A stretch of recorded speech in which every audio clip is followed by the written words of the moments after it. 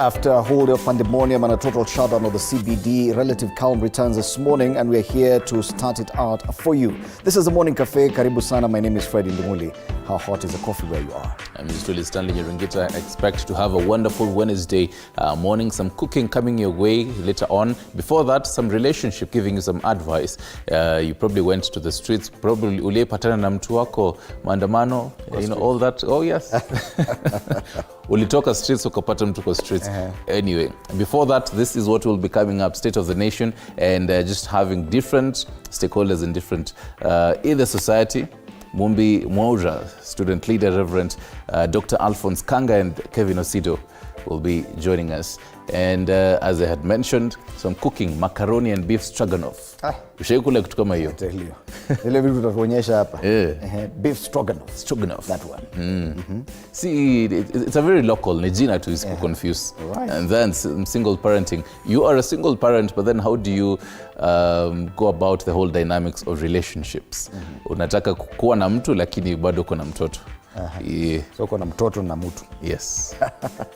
But then to the headlines, shutdown. One word headline today. The kind of headlines we like, shutdown, and the image on the front page of the Standard just looks like a total shutdown. Yes? On the Daily Nation, okay, another long sentence. 6 on police radar over youth demos. It's interesting because actually on page, is it page 9? You should actually go to page 9 of the Daily Nation and find out if you're among the wanted suspects. They have images of quite a number of people, more than 40, around 20 or 30 people there. Wengine hata haonekani sura vizuri. Lakini wamewekwa hapo. We'll be coming back to that, but yes, those people who are on the radar over the youth demos ni roho mkononi. Yes. Wakenya waeleza hofu yao wasijue nani anusuru nchi. Gazeti la Taifa Leo hilo. I don't feel like reading that one. Business Daily. Do you want to read Business Daily. Nairobi Securities Exchange shades 63 billion cash shillings in 2 weeks as investors ruffled by tax protests. Conversation we were having yesterday, the impact of these demonstrations on businesses. All right. Just too long a headline. On the People Daily, Kenyans to pay more phone and TV taxes, and we're still not shedding away this story of taxes. Then I remember even signing out, I was telling people and advising them, go to the website of East Africa Community and take a look at that. It's about 30-something pages. Mpeni Kaisari, kilicho chake. Na Mungu unahepa taxes za Kenya, unapatana na za EAC. Today, by the way, the Star, I think unataka kuwapigia makofi. Leo na acha nipigie Star makofi. 3 words: relevant, violence, looting, shots. This is the kind of headline you want to see. And no more headline there. It Nothing is the only else. one. This is the only story everyone is talking about. Everything else is additional news. Let's take a look at what's happening in our neighboring country, Uganda. On the front page of the Daily Monitor, MPs give Museveni what belongs to him. And it still matters budgeting. So lawmakers yield. Reinstate 750 billion shillings to the budget. Ugandan. After President, this is Ugandan money. After President Museveni sends the Appropriations Bill 2024 back to the House over contentious allocations of the money. It's more or less what you're seeing in Kenya. President anasema hapana, I don't like what you're doing. Have it. All right. Other news on the front page of the Daily Monitor. I did not kill Katanga, Molly tells court. It's about a widow who's the main suspect in the death of her husband. Her name is Molly Katanga. Still in Uganda, the front page of New Vision, Uganda second in Africa on democracy. Really? What? Okay, it's an Afrobarometer survey covered 39 countries. It's on page 4 of the New Vision. I want to see where Kenya is placed. If I told Uganda is second, but then again, I'm not saying here for them democracy is subjective. It really depends on. I'm also concerned on the skills that they used when just measuring democracy. We'd also want to know who's number 1. Yeah, in Africa, and as far as democracy is concerned, out of 39 countries, Uganda comes in second in Africa on democracy. Well, there's a headline in Uganda. Other stories given prominence on the front page of the New Vision. MPs pass spending bill again. Still matters budget process in Uganda. Across the border in Tanzania. Kwenye gazeti la Mwananchi, kada Chadema alivyotekwa. Mkewe simulia alivyofuatwa nyumbani na mtu aliyedai kanunua shamba lake akavutwa kwenye gari wakatomea naye. Wakatokomea naye. Rais Samia ajitosa matibabu ya sativa, Zito ataka uchunguzi juu ya utekaji. Masuala ya utekaji, things to do with abductions continue. In Tanzania, yes. It's a big problem in Tanzania right now. It was also covered yesterday. Yes. So, and the photo there of President of Tanzania with her Mozambique counterpart, Felipe Nyusi, there visiting Tanzania. Mikakati Tanzania Msumbiji kukuza uchumi. That's the front page of the Mwananchi. And finally on the Citizen, Samia Nyusi look to revive strategic ties. Yet, yes, that state visit by the Mozambican president, Felipe Nyusi, to Tanzania, and an image of the two leaders there on the front page of the Citizen. That's a big story there, focusing on relations between the two countries. Other stories, opinions differ on merging local general elections. Matters elections too, making headlines in Tanzania. A number of countries are going to undergo elections probably in the next 2 years or so. I think Rwanda this month. In 2 weeks' time. Uganda too, I think next year, and Tanzania as well, elections coming up. Interesting stuff in as far as politics is concerned. Yes, that's as far as the dailies are concerned. Let's take a look at the traffic situation in Nairobi. Yesterday, of course, there was very low traffic in the city because of the protests. Some roads were blocked. Areas like Kangemi, even Thika Road, were impassable for traffic. But today, after that day of pandemonium, things should be going back to normal. So let's take a look at how the roads are looking this morning. And the major tributaries into town, Thika Road, Kiambu Road, are looking good. Nothing to report. Okay, it's slow traffic today because usually this area, okay, fine, it's building up. It's building up slowly, and that is promising, meaning that people are waking up and getting to town to carry out their day-to-day activities, and that is positive. Kindly align the compass for me. Yes, thank you. Jogoro 2 is indicative of normal traffic. Bits and pieces of yellow here and there, some red just before you get to City Stadium, and of course Landis Road and Haile Selassie Avenue as busy every morning. So yes, traffic is back to normal in as far as those major tributaries into town are concerned. Mombasa Road 2 looking good. Nothing to report there. Langata Road and Gong Road, nothing much to report, as well as Wayakiwe. And yes, there was a bit of a problem at Kangemi yesterday, but you can see there's a warning here. Part of the road could be blocked to traffic. There were boulders on the road, so you can see this red sign here. But it should be okay because most of it is green all the way into town, past ABC Place, past Museum, Interchange, and into town. So the traffic situation, as at 8 minutes past 6, is not so bad today. Yes. Right. Let's take a look at the weather updates, and just seeing after yesterday's weather forecast by Met Department, we do start with Syokimau in Machakos County to know how things are going to be today. Right now it is 14 degrees Celsius, but then when you proceed to for the day, it is going to be hotter, as hot as 24 degrees Celsius, and then expect if you're in Syokimau, Sedzat River hapo, expect some light showers for today. From Syokimau all the way to Thika and its environs, it is same temperatures this morning, 14 degrees Celsius, but it is expected that it is going to be even hotter, as hot as 25 degrees Celsius. But then also, leo ni kama kutakuwa kunanyesha in some parts of the country. About 50% precipitation. That means chances of it raining around Thika also it is quite high. From Thika, let me take you to the coastal region of Lamu. Wow. Imagine this. It is 26 degrees Celsius. At 6 a.m. At 6 a.m. Yes. This is holiday weather. Hey, and it is expected to even get even hotter than that. They say 29 degrees Celsius. This is just mirrors what Met Department had said yesterday in some parts of the coastal region as well as the northern region, how from yesterday, the 2nd of July, until next week, it is going to get quite hot and even dry conditions in these parts. I can finally take a look at Nairobi to one how, because when you're coming in, it was quite hot. You can tell for me in Nairobi, Or yes, that first one. 13 degrees Celsius. It is quite cold right now, but then it promises to get even hotter into the day. It also promises to get some light showers into the night rather. 60%, hiyo inamaanisha leo kutakuwa kunanyesha vilivyo. So most ile mvua kuchafua tu barabara, sio nothing serious. ile ya kutotoa vumbi. So yes, this just shows you that in most parts of the country it is going to be raining at night. That is the weather for you today. Before we dive into the papers, let me tell you what happened a day like today last year. So on this day, President William Ruto announced the government's decision to lift the ban on logging that had been in effect for the past 6 years.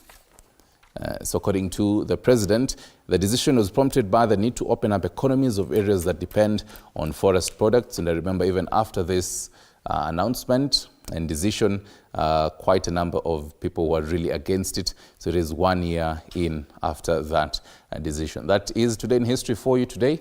Now getting into the papers.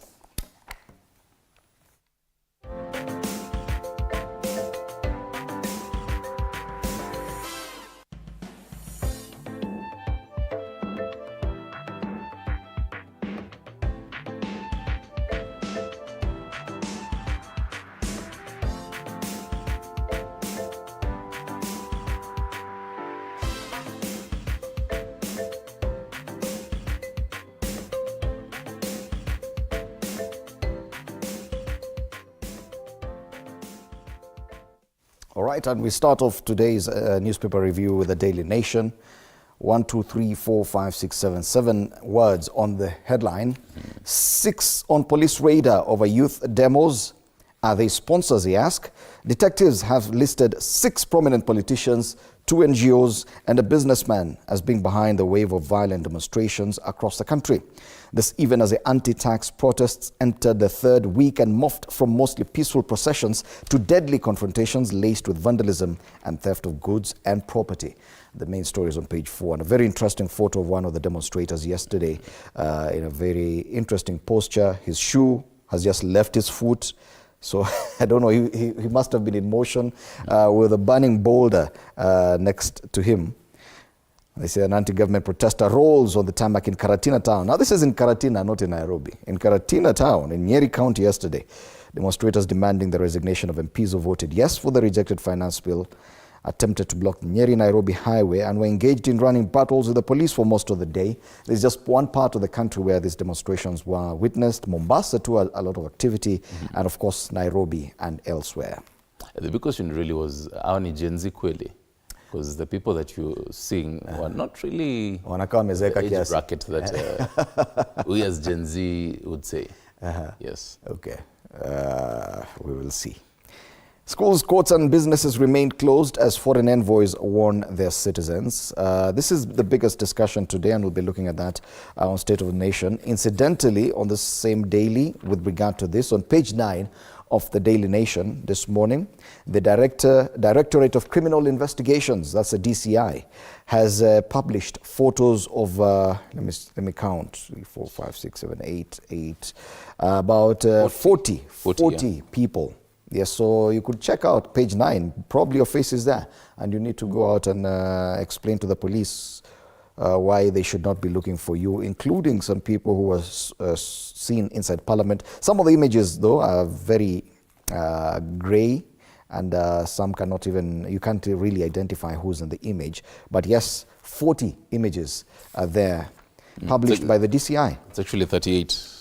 38. Yeah, 38. And they're saying that these are some of the people who are wanted for their unlawful activities during the anti-finance bill protests that have been happening for the last 2 weeks. Yes, back to the front page of the Daily Nation, other stories given prominence. Now this story was there on the People Daily yesterday. Everyone else was dismissing it. Oh, yes. Today it's on the front page of the Daily Nation. MPs, CSS get a pay rise amid tax pain. And we're saying how this is going to cause even more agitation. Oh, yes. You're just stoking more fire, you're provoking people already angry, and now you're telling them MPs and CSs, especially MPs. People don't like those people. So from 957,000 to 990,000. For MPs, it's from 725,000 to 739,000. A difference of about 14,000 shillings, but happening during discussions around taxes. Oh, yes. Other highlights on the front page of this paper: former multiple champion Kemboi gives Kenya's steeplechase team tips. And senior school, state ready for 2026 class. This is about 1.2 million learners who are currently in grade 8 will be placed in senior school in 2026 based on performance and personal interest. That's according to the CS. On the top strip of this paper, Raila blames state for protest deaths, okays recall of MPs. And on the back page, tax paying, no worry for MPs as state seeks 1 billion shillings for new pay. That's the Daily Nation today. There's a very interesting inset there. Self-care on a budget. Tunapata massage na sisi tuko hapa tunaandamana. All right. That is the front page of Daily Nation. Tuangaze gazeti la Taifa Leo. Ni roho mkononi, wasema hali ya wasiwasi imetanda nchini kote kufuatia maandamano ambayo yamelemaza shughuli kwa wiki ya 3 sasa. Rais William Ruto anakabiliwa na wakati mgumu kuamua jinsi taifa litakavyosonga mbele, huku vijana wakimpa matakwa anayoonekana kujivuta kutekeleza. Habari kamili kwenye ukurasa wa pili. Aidha wasema kuwa Wakenya waeleza hofu yao wasijue nani anusuru nchi baada ya magenge ya wahalifu kuteka maandamano. Dukuzo vingine pale, picha hii ni ya kushangaza. Waandamanaji kwenye barabara ya Moi Avenue tekeleza majeneza barabarani. Sawa. Kwingineko pale chini, wabunge nao walenga Wetangula. Spika tajwa kama kiini cha matatizo yanayoandama bunge kwa kuua mijadala. Masuala ya kitaifa, Trump apata afueni koti ikimpa kinga. Koti yaamua hawezi kushtakiwa kwa matendo aliyofanya akiwa madarakani. Kwingineko pale juu, mshahara wa wabunge, mawaziri kupanda. Mishahara ya mawaziri, wabunge, magavana, MC yatarajiwa kupanda kuanzia mwezi huu. And you can take a look at that on the Salaries and Remuneration Commission, even the website, and see how different heads of departments and this government officials will be increased. Kwenye michezo, Faransa kukabili Ureno. Ureno ni taifa gani hiyo? Ureno is Holland. Holland. The Netherlands. Okay. Sema Ujerumani ilikuwa ya kwanza kufuzu kwa robo finali baada ya kuchapa Denmark 2-0. And that is Taifa Leo. On to Business Daily. Yes, and a very long headline on the front page of the Business Daily this morning. NSE shed 63 billion shillings in 2 weeks as investors ruffled by tax protests. Finance bill withdrawal fails to stop unrest, and uncertainty sparks shilling volatility. Just how the protests have been affecting the markets, including the stock market as well as the money market. Another interesting headline on the front page of the Business Daily. No thank you, why equity CEO declined bonus millions. This is very interesting. We've never heard of this. Kenyans huwa wakatai pesa. Equity Group CEO James Mwangi has rejected his bonus in a rare move for an industry that rewards its leaders handsomely in the wake of profit growth. Now, the banking mogul qualified for a bonus running into the tens of millions but failed to take up the additional pay after some of the lender's subsidiaries failed to meet their key performance indicators, meaning that their employees did not qualify for a bonus. And for that, congratulations to Dr. James Mwangi for leading the way. Other highlights on the front page of the Business Daily. Inside 1 billion shilling wage bill dilemma as new pay for CS's MPs falls due. Now, why it is coming at this time? Yes, it's because it was set to kick in beginning this financial year, but this plan had already been set in motion by the SRC as far back as last year. Coincidentally, it comes when people are talking about high cost of living. Elsewhere, tourism earnings hit record 352 billion on high arrivals. Other highlights: NCBA Stanbic tap 1.8 billion shillings home loans, and NSE beats African peers in half-year returns. That's the Business Daily this morning. Business Daily. Let's take a look at the Standard and see what is insight on here. Shutdown is what they have, and a grey backdrop characterized by the billowing smoke of tear gas and also burning tires. They say business in major towns and cities came to a standstill yesterday after protesters took to the streets and blocked highways. The protests, however, degenerated into acts of looting and property destruction after thugs infiltrated the demonstrations across the country, causing massive losses. It's interesting, Fred, for this week, the call was 7 days of justice. And the whole push was just come to the streets and sit down peacefully. So having this is just a whole twist of events. It's a new dynamic that leaves us at a loss on what to do. Yes. Let's take a look at the front page of the People Daily. A different kind of headline: Kenyans to pay more phone on TV taxes. The People Daily has been on the front line in talking about these other new taxation measures away from the finance bill. And it has to do with what's happening in the Eastern African community. And yes, that Kenyans to pay more phone and TV taxes, the People Daily has taken leadership in as far as this is concerned, and kudos to them. Of course, the big story still being the protest yesterday and that image of coffins on the streets with demonstrators and the media there. A very smoky background. Meanwhile, what Raila said, Raila vows to crack the whip on rebel MPs. And another highlight, handy tips to survive on tight budgets. Let's live within our means. You can read more on that on page 21 of the People Daily. The government should be reading that. Finally on the Star. And it's a very simple. This one, you don't need a lot of explanation. Violence, looting, shots, and an image there of a protester standing in front of some cars that are already on fire. Yeah. And that's the only story on the front page of the Star this morning. Oh, yes. Now let's dive into the cartoons. Kuna cartoon ya People Daily hapa Estano. Unfortunately, today we don't have the Standard with us. Hari atutampata leo. But Victor Ndula on The Nation, page 15. If all else fails, Baba for AUC, we endorse youth protests. Yes, the many faces of Raila Odinga. And he says, okay, fine, hata kama AUC itakwama. Anaweza rudi na engage. Kuna backup. Akwe Gen Z. So even though it come, Gen Z is no longer an age bracket type of thing. It's not a generation. You know, you have to. It is a way of thinking. Yes. If you think like us, then you're also Gen Z. Okay. Yeah. I think I'm still a millennial. Where yako sasa ni baby boomer. If all else fails, we endorse youth protests. On People Daily, page 10, Stano's take, they have a common Mwananchi there thinking aloud. I doubt if we learned anything from the 2007 post-elections violence. Yeah, and she's looking at the fire burning with the Kenyan flag right in the middle of it. Yes, many people are concerned about the trajectory the country has taken in the demonstrations, the anti-finance bill demonstrations. Okay, now we can't really call them anti-finance bill demonstrations. Yeah. They've moved to something else. Right now, probably is anti-government protests. Anti-government protests, really, yes. Yeah.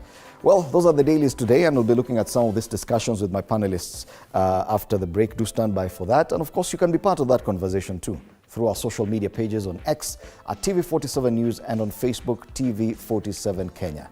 A lot more coming up. Yes, our panelists this morning on State of the Nation, Mombi G. Mwaura, a student leader and communication student, Reverend Dr. Alphonse Kanga, Regional Chair, National Council of Churches of Kenya, and governance expert Kevin Osido. They will be in studio this morning for that conversation. Do stand by for that and more. All right. And more is some cooking, macaroni and beef stroganoff. Yes, that one. Yes. Macaroni and beef stroganoff. Usizoe pia kukula ugali sukuma kila siku. Get to know more from Chef Brian, and later on our relationship Wednesday, single parenting. You're a single parent, but then how do you and dating? revolve? I think yes. It should have been dating as a single parent. Yes. Yeah.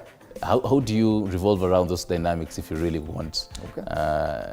Baridi imeanza kuingia, so think twice. Lydia Ngwiri, she's a former high school teacher, as well as a counseling psychologist, and Richard Zio, a counselor, will be joining us for that conversation. 22047 is our SMS number. 0793-267-279 is our WhatsApp number. Talk to us, utuambie where you're watching us this morning and how things looking like where you are. We're taking a short break. We'll be right back.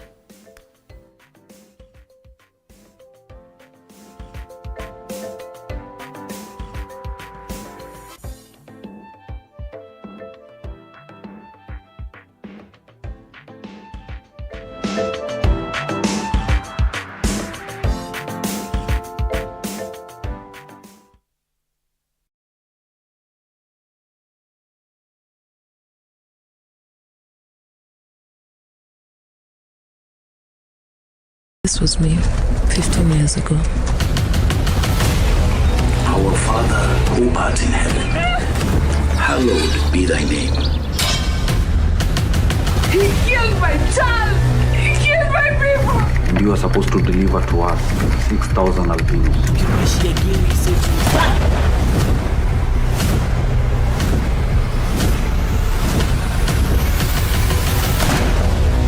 Siogope, those bad men will no longer be coming for you.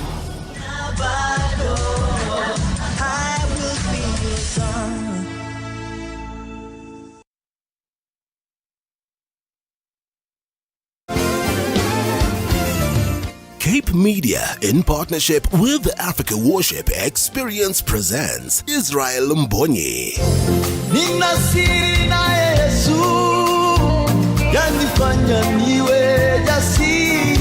Get ready for unforgettable worship experience Saturday, 10th August 2024 at the Ulinzi Sports Complex, Langata. Don't miss your chance to experience the amazing Israel Mbonyi live on stage. Get your ticket now at ticketyetu.com and secure your place. Invite your friends, your family, your loved one. I can't wait to be with you. See you soon in Nairobi, 10th August 2024 at Ulinzi Sports Stadium, Langata Road. God bless you. I can't wait to see you. Join us as we explore the journeys of those who defy the odds and break barriers. We dive deep into the stories of triumph. Sometimes when parenting a child with a special need or whatever disability, family life becomes a bit complicated and you may end up raising the child on your own. Here, we inspire. I have a farm which one we showcase with other dyslexic youths and autism how to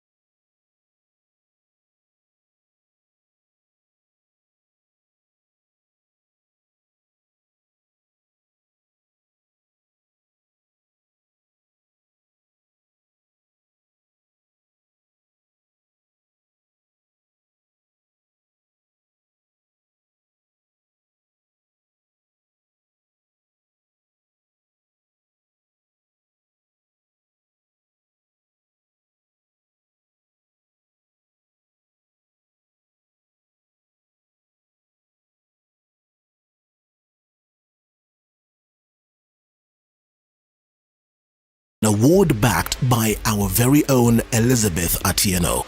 Put your hands together, ladies and gentlemen, for Elizabeth Ochieng. These recognitions are a testament of our growth story. You inspire us to push boundaries, tell compelling stories, and keep informing you with integrity and professionalism. We are committed to giving you more news, more stories, and more entertainment. Stay tuned to TV47.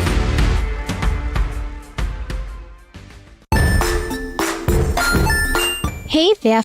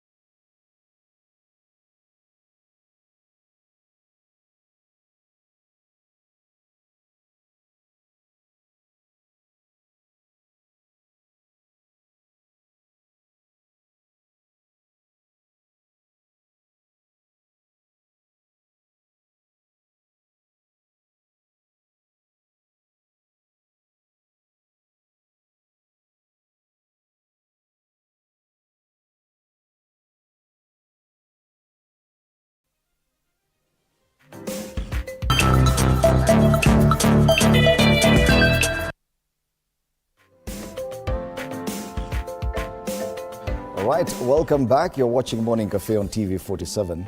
My name is Fred Indemuli. We continue with this discussion this morning. State of the nation, a look at the front pages today is just full of pictures from yesterday's protests across the country. Very disturbing images on the front pages, starkly different from what we were seeing last week with the Gen Zs conducting peaceful protests last week. Now it would appear that it's taking a different trajectory, a more violent one, and this is causing concern across board. To help us discuss this morning, we're privileged to have in studio Mombi Mwaura, a student leader and also a communication student, yes. Gen Z. Also, Gen Z. Gen Z. Okay. Next to Mombi, we do have we're privileged to have Reverend Dr. Alphonse Kanga, Regional Chair of the NCCK, that's the National Council of Churches of Kenya. Karibu sana, it's a pleasure to have you in studio this morning. Thank you. Governance expert Kevin Osido also joins us, a familiar face on this set. Karibu sana, Bwana Osido. Asante sana, Fred. Let's start with the concerns that people have, Mombi. Yesterday, we saw something starkly different from what we saw last week. Last week, everyone was applauding the protesters and saying how good they were, how peaceful they were. Some of the chants were, we are peaceful. What we saw yesterday was total violence, total pandemonium, a shutdown, fires, looting, vandalism. And that definitely causes a lot of worry. From your perspective, what went wrong? I guess, to begin with, actually, the peaceful protesting was last week but one, when it began. Tuesday and Thursday. I'm saying this having been on the ground. You were among the protesters, yes, peaceful ones. Yes, a peaceful Protestant. And you know, with peaceful Protestants, there's what attracts you. It's the peace. We are doing this protest, but we are peaceful. So when it all started is when we occupied, literally, the parliament was occupied. I think we were here. So the trajectory took another turn. And that's what we've been seeing this week. So the advantage has been taken and the agenda has been hijacked. So right now, it has stopped being about the peaceful protest. It is looting, it is all that. So now it sets us on a stage of what is next. When we were starting this thing, it was about rejecting the finance bill. That was what was giving us a peaceful protest. Let's go. Let's give them pressure. Where are they? They are in the parliament buildings. What should we do? We should be out there giving them pressure by our presence. So these people now, because now there's other cases that we are seeing, it's evident they have hijacked the agenda. Yes, it has been dropped. Now they have hijacked it to an extent now. It's like they're trying to lose us to what the agenda was. The agenda initially was the finance bill. Which has already been rejected. Which has already been rejected. With another name, withdrawing it. Withdrawing it, we've gone to the next step. It was either a supplementary budget or adapting 23-24 financial year budget. So we have adapted the 23-24 financial year. So right now, the protests are not peaceful anymore. They are looting people's businesses. And I don't know even what it is. Reverend Kanga, this risk, there was always a risk that this protest, the peaceful protest, could morph into something ugly. It has happened so fast. And one wonders if probably the administration was keen on ensuring that this dies down as soon as possible, because sustainability of this peaceful protest appears, we've lost it already. What would you say in your assessment is the problem? Where did we get it wrong in as far as the peaceful protests were concerned? Where did we get it wrong? I think Fred didn't begin by sending condolences to 40 families that are now struggling. They are not sure what's the next course of action in their families. And then we ask ourselves, why did we get it wrong? I wanted to say, Fred, that what's happening is not unexpected. It's something that was expected from the word go. First of all, the Gen Z, this generation, they decided to reshape their future. They sat down and agreed they are going to reshape their future. But this is coming from my age mate and then the other generation and then Osido's generation that has been building up. And so what we are seeing is exactly the mindset of Kenyans, which is manipulation for domination to be able to achieve what you want. So what happened here, Fred, is that it is an outcome of a lot of frustration from generation 1, generation 2, generation 3, not knowing what to do. And then the youngsters have come up and say, no, we cannot stand this. What am I talking about? I'm talking about the frustration that was in before 2007. There was 202, where people had very high expectation that they are going to shape their future and make a better Kenya. And then they came up to 207. When they wanted to shape their future of the Kenyans, there is a group that came in and said it was our time to eat. And then after a short time, Kibaki came in and tried to reshape and say, no, it's not a time to eat, it's a time for you to build our country. And then Kibaki struggled. Actually, he sent some home, a group of them home. Then it came to 207. And then in 207, those that were there realized, no, we also need to benefit. So they came in and there was a lot of struggle. And then one was to be dropped out and then we struggled and then there was what we call the coalition government. And then also frustrated. Coalition government is a government of the few that benefited. And the majority of the people are down there frustrated. And then they were told, forget and move on mentality. So it was, and then they forgot and moved on. And these young people, they are still children, looking and they're wondering, is this fair? Is this what we are supposed to do? And then from there, what happened? There came now 2017. 2017, there was a story of kula nyama. Wengine wanakula, wengine wanaangalia. Again, these youngsters were there, look, wondering, is this how we are going to reshape our life? And then from there, quickly, there came now 2023. 2022, now the story came up of forget and move on, but now there came the story of shareholders. There was the issue of shareholding. And there is a particular group, a class of people, what we call political class, where they want to manipulate and dominate and continue, a few of them. But then these young people came up and said, no, we can't live like this. We are going to reshape and structure our life. But remember, they are not reshaping on the moon. They are still with the same group of people. So when they came up and said, we are now going to reshape our life, this is what we want, we are going to tell them what we want, what happened? Remember, we the people that want to benefit, we are still there. And still frustrated. And they are still frustrated, and we also want to survive with the domination and manipulation for you to survive with our own mtuangu. The mtuangu mentality need to continue. So when they came up and said, we are coming on the road, we want to shape our life, and then they said, what are we going to do? For this finance bill, it is meant to benefit a few, but we are not going to benefit. Remember, they have no jobs on the street, so they are saying, no, I think we need to reshape our future. So that reshaping, when they started reshaping the first day of Maandamano, when they came on the road, it seems, in my opinion, the group that has been frustrated, the group that felt they are going to lose, now they start strategizing again. How do you frustrate these young people? And that's now where we are this time. Okay. What we saw yesterday was simply an attempt to frustrate this generation from their peaceful protest. Frustrate their mindset, frustrate the agenda. And you are looking and say, oh my, why? Because I want to survive the way I've been surviving. Mtu wetu has to continue. The shareholding has to continue. Nyama, nakula nyama must continue. Okay. And that assessment, you must agree, Kevin Osido, it makes a lot of sense. That there are people who are keen. Probably they saw that the way the Gen Zs had approached this, it was successful. It was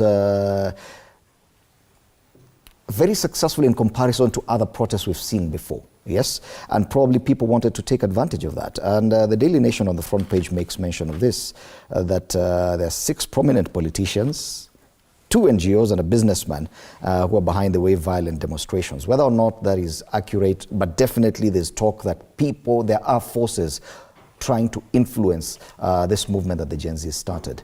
Do you think that they have been successful in interfering with a movement that has been applauded so far? Thank you so much, Fred, and the Media House for this opportunity. And my condolences first to the families of those who lost their loved ones. And we are hoping that the government will ensure that they have proper burials.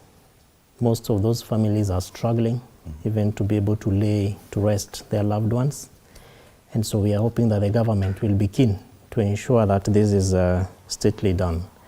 Number 2 is gratitude to the doctors, particularly the intern doctors who took it upon themselves to really respond, to be able to respond to taking care of those who are injured in various hospitals.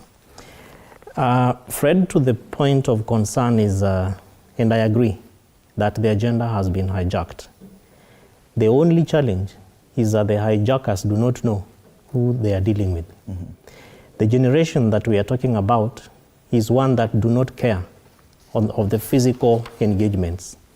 That yes, you can send goons to the streets, you can send infiltrators amongst themselves, but if you listen to how the planning and organizing is happening, I don't think that the people whose intention is to hijack and run away with this agenda largely to frustrate it will be able to be successful. Why? Because they are probably dealing with a generation that is much more concerned about issues. And one of those issues that they have already put to the fore, and they are saying, we do not want to engage with the political class. We want to engage amongst and within ourselves. And how to do it is not the progressive conventional ways. For example, the physical organizing of putting people in lorries, in buses, like we have seen the disgruntled, some of those who are seeking to hijack this agenda do. So their mode of engagement is social media. And this is really amorphous. In fact, they have said, we are fearless, we are leaderless, you will not touch us. There is no one among us ourselves that will be able to call and say, we start with so and so and organized. So the people who are seeking to hijack the agenda must begin to think through how to navigate into the social media tool or platform. The X, Instagram, TikTok, and others, which if you look at it really, give it to Gen Zs, like the millennials like myself and others, have a little bit of struggles even to engage in some of those platforms. And so if you look at, for instance, a number of those who are being sent to take advantage, to maim, to hurt, and to break into people's shops and even homes, and steal, their agenda is not to be able to seek through the minds and the hearts of the Gen Zs or the young ones. It is to frustrate their agenda. And so what we are seeing, therefore, is really people who are saying, you have disgruntled our lives and disenfranchised our hopes, and you want to rebuild it back. But how to do it is not through the conventional ways like the politicians are used to, which is why we see people carrying rungus in various cities. We have seen people carrying coffins, you know. And as you said, the headline says that some of those people who are actually behind these kind of actions are known. So why don't we see the government taking action? For instance, I was really perturbed when I saw a blue lorry showing up with coffins, and then Askaris came and just picked and took them over there, you know, returning them back to the lorries. We didn't see any arrests. In fact, some of the people who are carrying those things were getting into the lorry, loading them over, and then dropping off the lorry. We didn't see handcuffs of people being taken in to be questioned. Who sent you with these coffins? Who is behind you? What is your agenda on the streets? And that is purely because when this particular process began, and it didn't just start when we saw people on the streets. This has been going on. Okay. It has been going on for quite a number of days, Fred. And Osido, listening to you, you seem to suggest that there's still possibility to sustain the kind of agitation that has been loaded by many, including the president himself, by young Kenyans, that how you are doing and how you're expressing yourself and how you're raising direct issues is commendable. Sure. And many people have said that's the right way to do it. Sure. It's a right guaranteed by the Constitution. Sure. But are we certain that this has not been diluted by what we saw yesterday? That you seem to suggest that it is still possible for the Generation Z to take back their agenda and go ahead with it? The agenda will go on. It is extremely sustainable. And that is purely because they have already said that no one is behind us. We are leaderless. They're not relying on any politician's financial resources. In fact, in a number of sessions that we logged in, and a few of them that we have hosted since, What they were asking for was just bundles, airtime, and water. That's all they need. Just that. So they are not asking for transport reimbursements, they're not asking for stones, they're not asking for anything to be able to harm. In fact, ahead of what we saw yesterday, they were saying, let's just carry the Kenyan flag and make sure you have a phone, and then we have, our mouths shut. Which is not, and Fred, they even had a dress code, black head and bottom, or black and white. But if you look at those who were demonstrating, we didn't see any code of conduct. We didn't see anything to really formalize the engagement. And that is why the mode of engagement that the Gen Zs have adopted is one that is going to be sustained, which is partly why even the head of state is saying, I am willing to engage with you tomorrow on X. I am willing to come to where you are, which is what we have been asking the president to do since his week 1 in government. And Reverend Dr. Kanga will tell you, as Kevin Osido and County Governance Watch, we have engaged with NCCK on a number of sessions where we have asked the church to go and speak to the head of state. And we did. There's a challenge there with the suggestions even coming from the president on how this engagement should happen. The group, the Gen Zs say we're an amorphous group without any structure, leaderless, tribeless, and fearless. Yes, and fearless. And the president seems to suggest that I can sit down with you or some of you. And there's a challenge there. The other challenge is now how to get back the Gen Z back on track. And ensure that whatever agenda this group was propagating still remains and is sustainable to a logical conclusion, probably. The fact that street protests have been hijacked, if you attempt to do the same tomorrow, the hijackers will still be there. Do you feel it's possible to change how the Gen Zs have approached this? Yes, I think it is possible. What I was thinking is this. In order to be able to air our agenda from the beginning, what I think the Gen Zs are missing is this. We cannot use the same tactics that the previous regimes and the previous people who are behind us were using. That is where they are able to hijack the agenda. Because if we know whatever has brought us there is the fierceness, that we are fearless, we are courageous, we are ready to stand on the ground and say, this is wrong, this is right, we want a change. So, using the tactics that, let me explain on what tactics are. Tukienda ground, we will go the maandamano style, that we are moving kama kigere. Allow me to use the language. Mnaingia kama kigere. Kigere is a crowd. Kigere is a crowd. Ni kama mnaenda kustorm. You see, this is the tactics that the previous regimes have been using. So, and previous generations, like yes, they believe that resistance, if you're resistant, the other way that you can approach it is by being violent.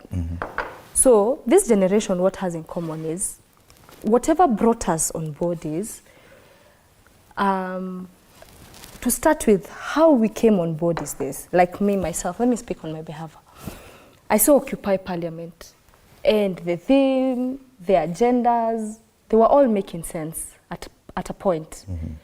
So that drive of taking us to speak those words that the previous generation's frustration had, now you have the courage to go on the street and speak them.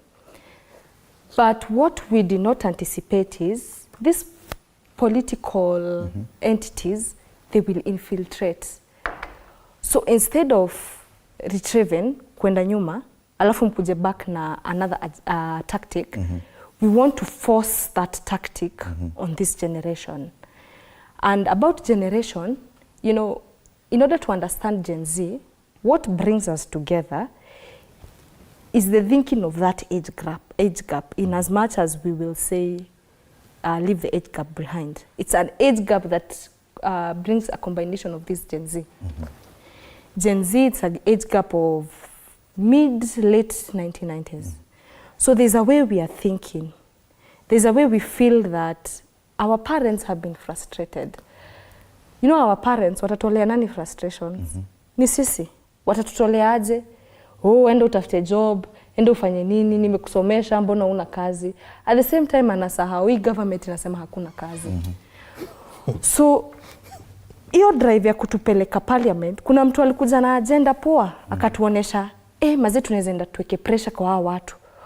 Tuwaambie tushapata starting point. We have already found this starting point. This starting point is the finance bill. But it's just a starting point. It's just a starting point. It's the tip of the iceberg. Finance bill, it's a major thing, but it's the tip of the iceberg to open the can of worms or whatever. Do you think that probably you went a bit overboard in breaching the precincts of Parliament, going into the buildings? Okay. When it came to that, hata sisi ilituletea confusion. I will not lie to you. It was a confusion. All of a sudden, we were to occupy Parliament. Yes. But we stormed. I won't lie to you. We stormed. By the end of the day, a win is still a win. A win is a win? Yes. Okay.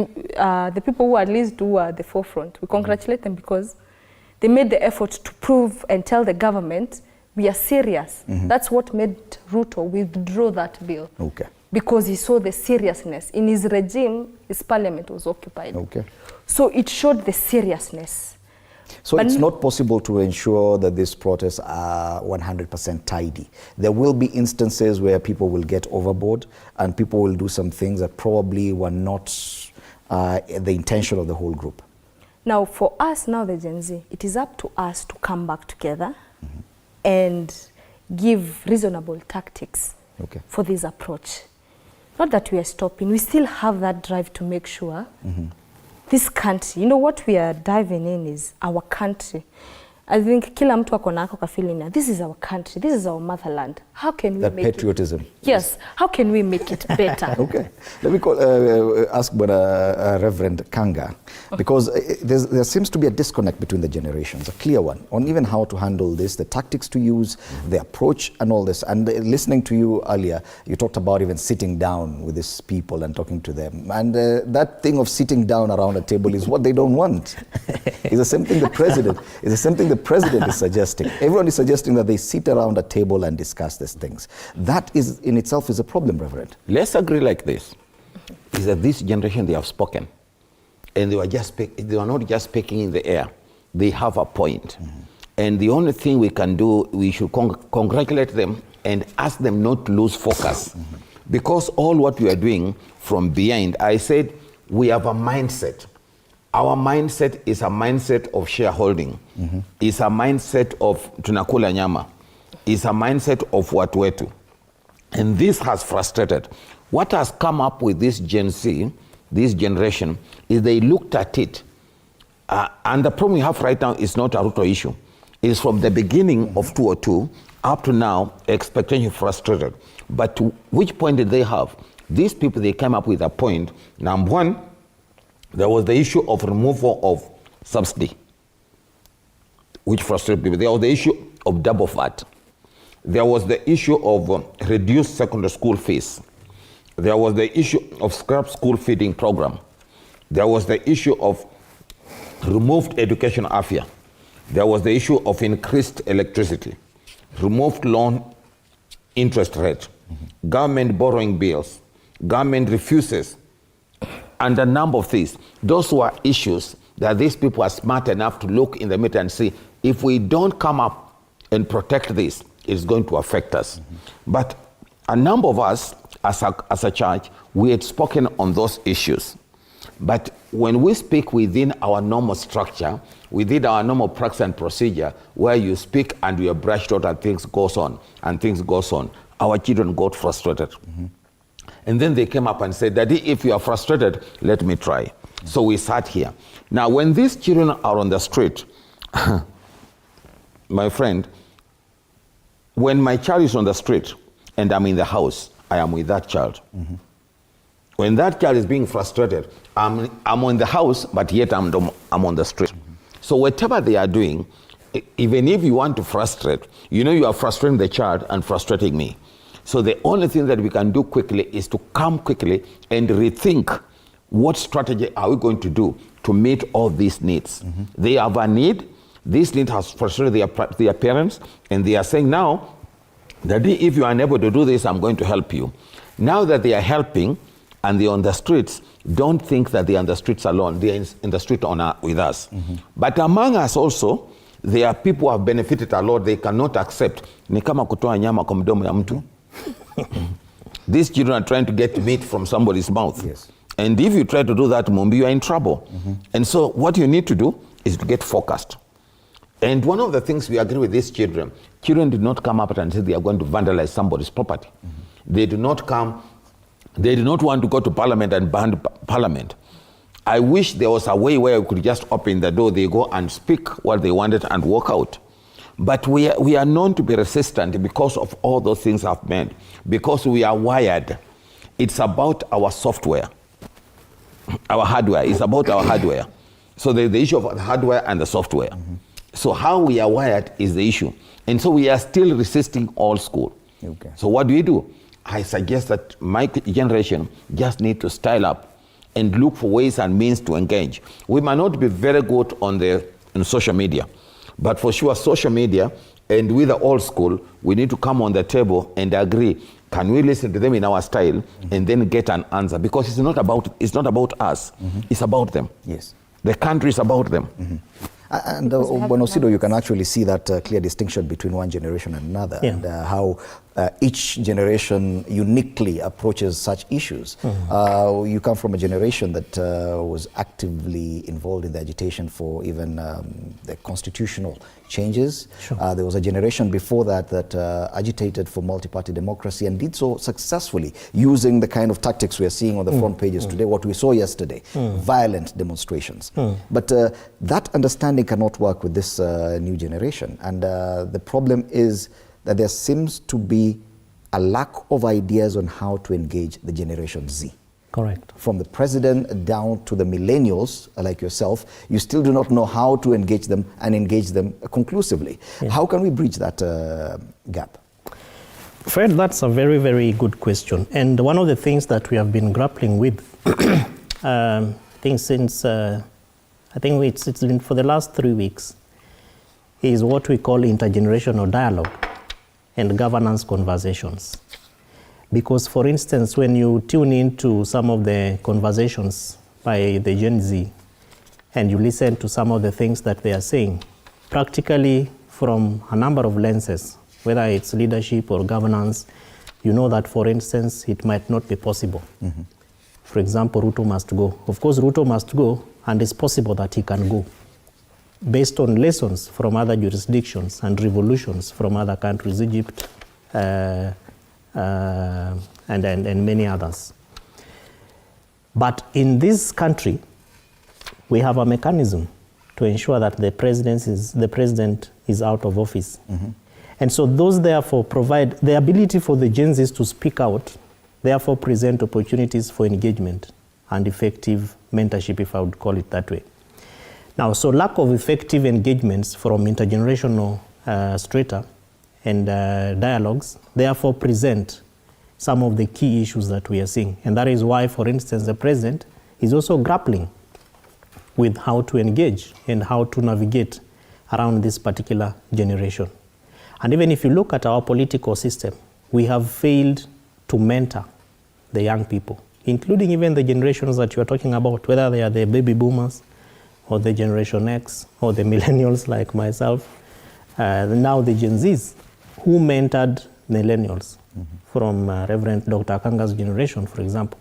We don't see effective engagements that are geared towards strengthening mentorship conversations within different generations. So intergenerational conversations are dead. If you look at the business fraternity, for instance, we see a lot of that happening. So a very progressive businessman wants to pick a student here or maybe one of the family members and build them to be able to learn the lessons on how to ensure that you have a strong business and an empire grows up. But we don't see that happening from political and governance walls.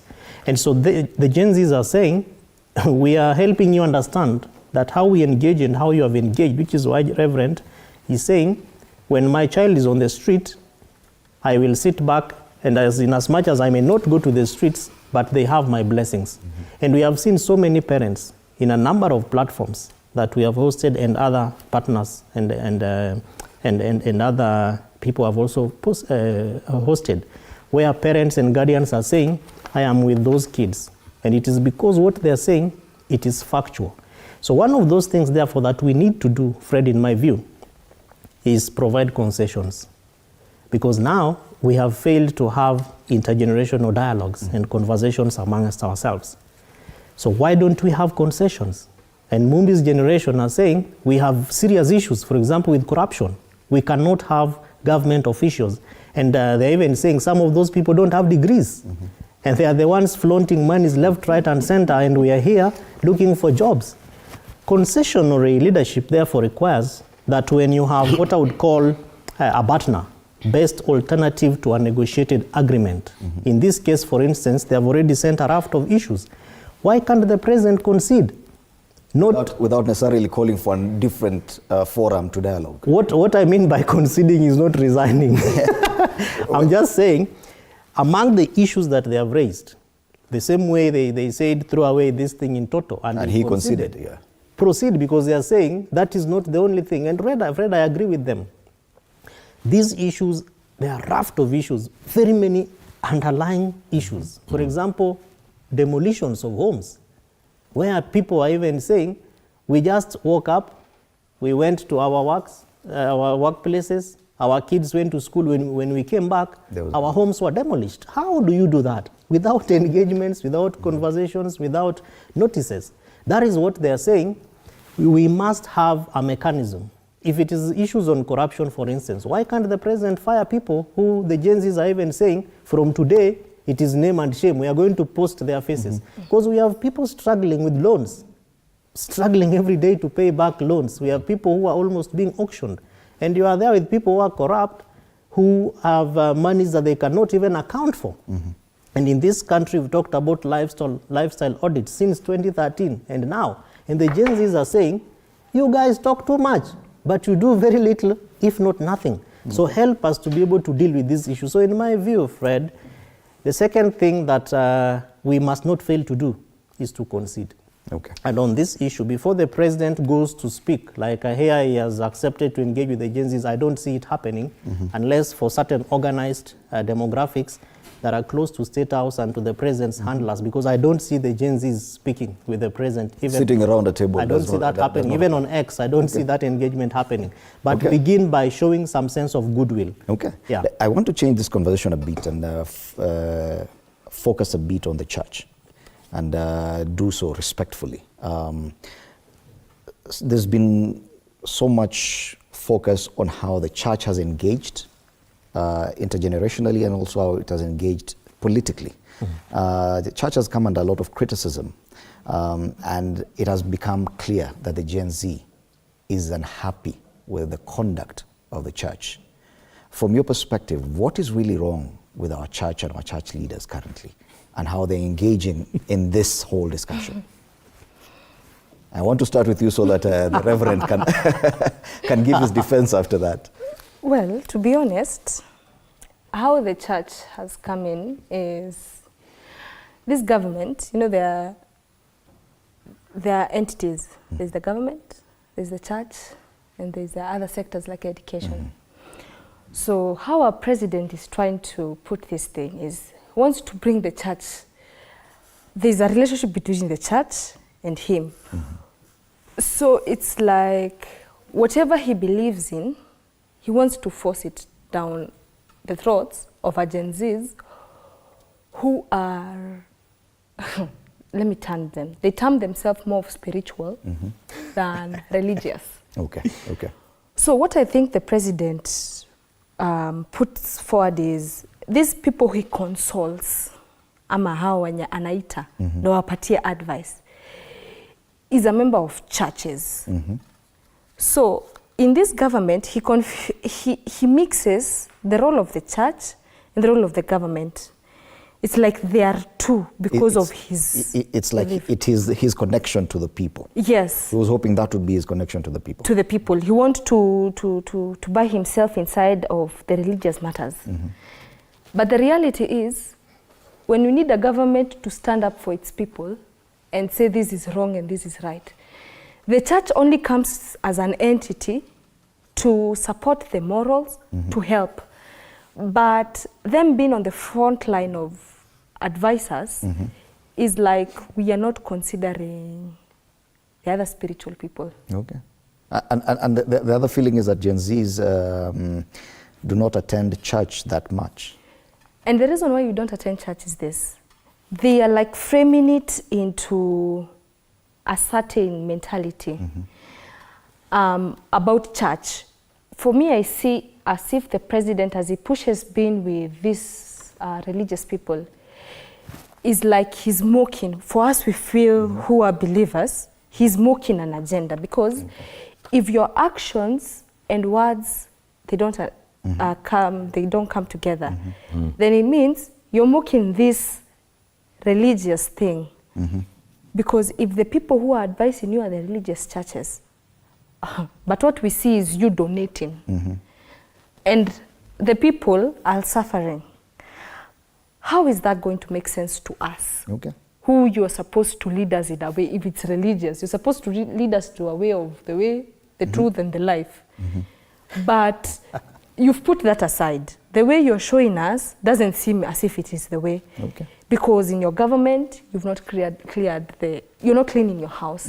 Because if you're speaking about religion and we are going with your religion, it's supposed to be clean. Okay. There's a certain standard we need to adapt. When it comes to different generations, and still the conversation about generations, the connection with the church is different.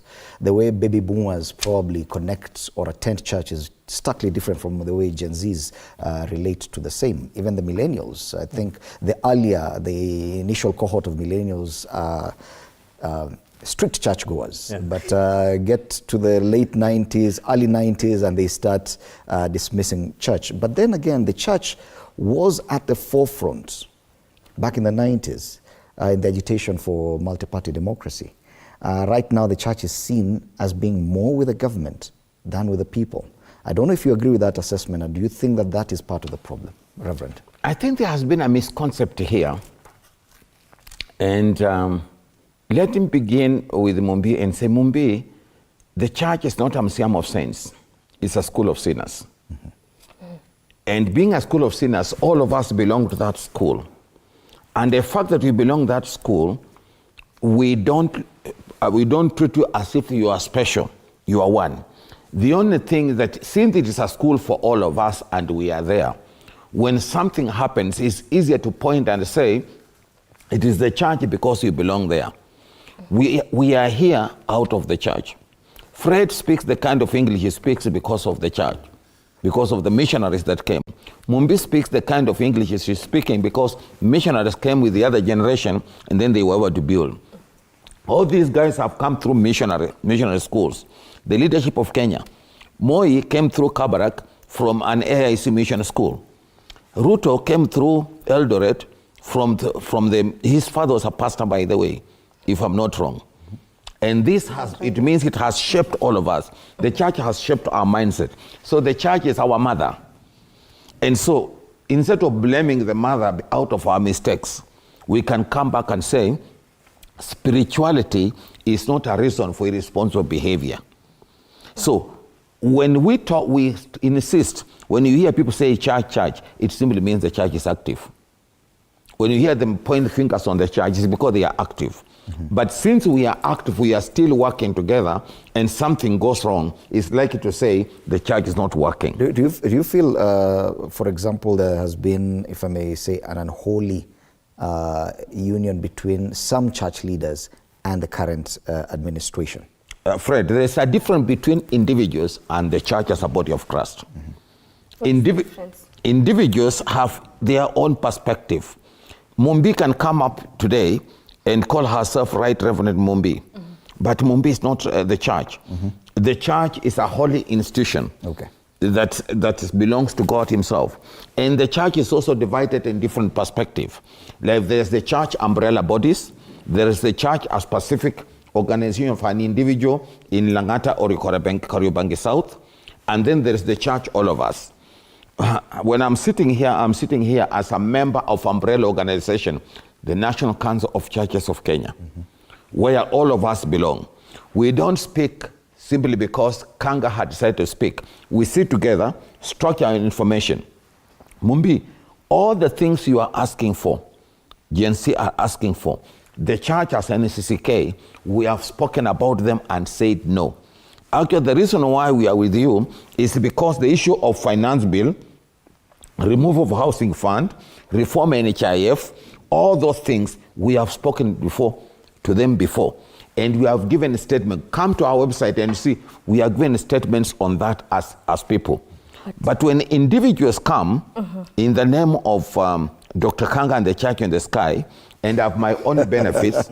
So how do we differentiate the two entities? Because you need to differentiate. You a church and an umbrella has to have people, because the umbrella is made of people inside who speak the same language. The church as an umbrella must have people, but those people, what you need to ask, are you speaking on behalf of the church, Anglican church, or you are speaking on behalf of the church that lived in? There is a confusion of the definition. Mumbi, the church might be the church that lives in you because of what you believe. But if the government is speaking on behalf of now the church under the umbrella, if it is the Anglicans, that's how we understand them. That's how they are coming forward. We are the Anglicans, we are the people with the white collar, and we are coming forward to tell you the way forward. We don't want housing, but we are still bedding with the same person in the government who is not giving us the housing funds and is not regulating these funds that we are asking for. But Mumbi, we need to agree like this.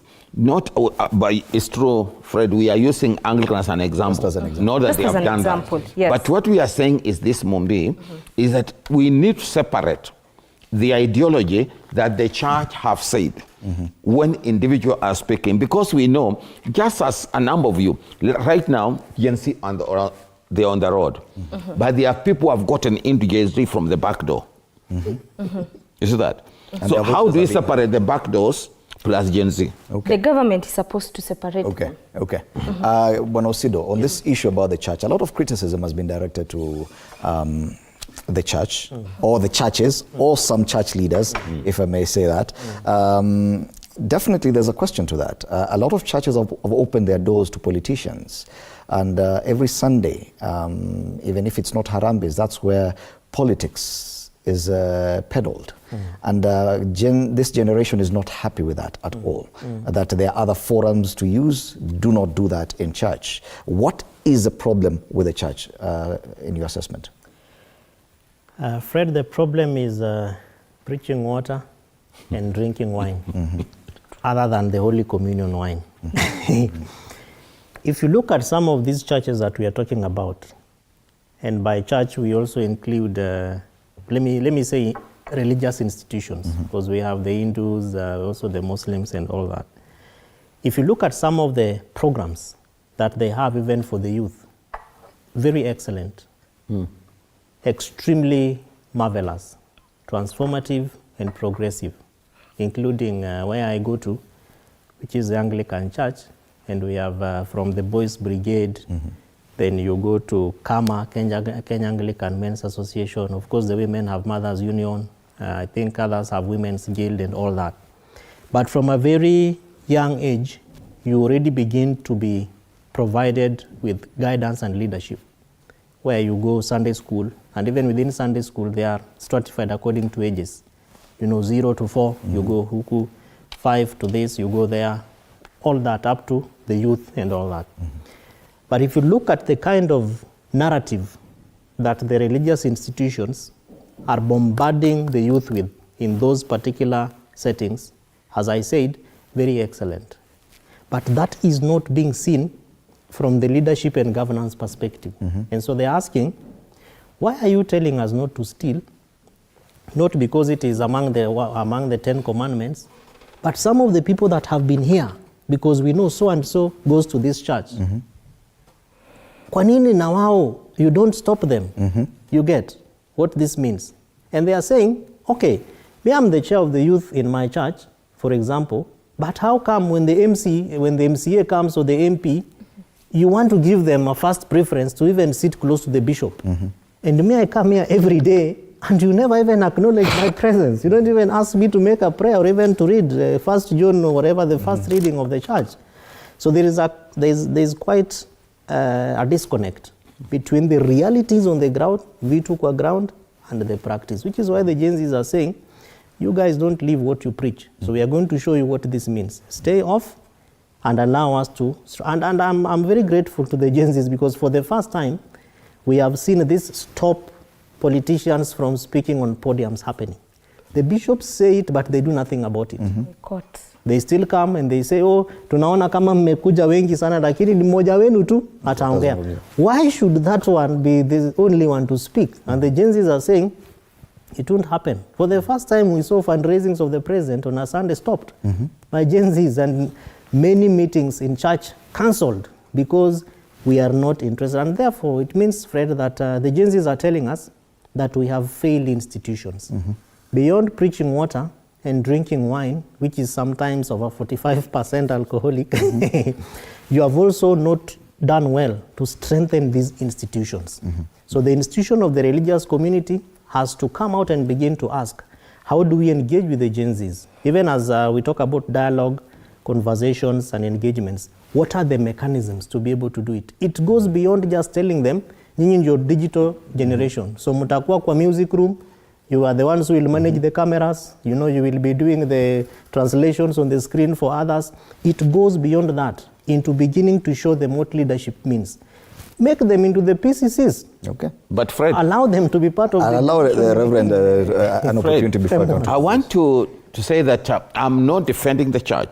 We have a stand really to apologize.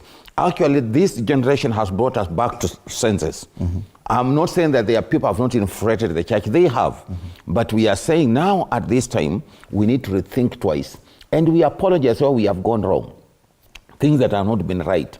There are people that have gotten and did not the right thing.